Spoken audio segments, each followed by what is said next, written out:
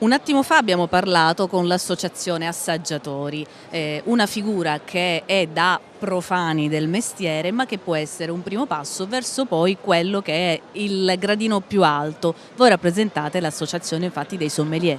Esatto, noi come Associazione Italiana Sommelier siamo proprio quelli che abbiamo il contatto con i clienti, il cliente finale a tavola. Quindi partiamo diciamo, da una cultura di base perché dobbiamo conoscere bene il vino, da come nasce, da come viene prodotto, da come si evolve, fino al proporlo al tavolo al cliente, quindi al seguire il cliente durante la degustazione, guidarlo durante il suo pranzo, la sua cena di gala, ma anche dei momenti più semplici, non è detto che devono essere per forza occasioni speciali per avere una buona bottiglia di vino a tavola.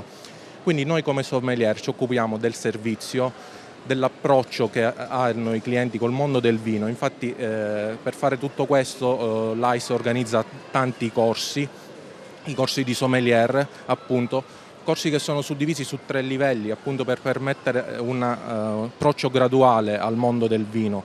Il primo livello appunto dà una conoscenza base a quello che potrebbe essere il mondo vitivinicolo a livello nazionale, dalla produzione, dal servizio, tutto quanto. Il secondo livello dà una conoscenza pedoclimatica di tutti i vini, delle DOC, DOCG italiani, nazionali, anche internazionali, delle birre, dei distillati, finché al terzo livello, che è il nostro cavallo di battaglia, diciamo, quello che un pochino tutte le associazioni ci invidiano, è l'abbinamento col cibo, l'abbinamento cibo-vino. Perché non è semplice dire col pesce va il bianco, con la carne va il rosso, bisogna anche creare un connubio perfetto con i piatti e con il vino appunto in accompagnamento.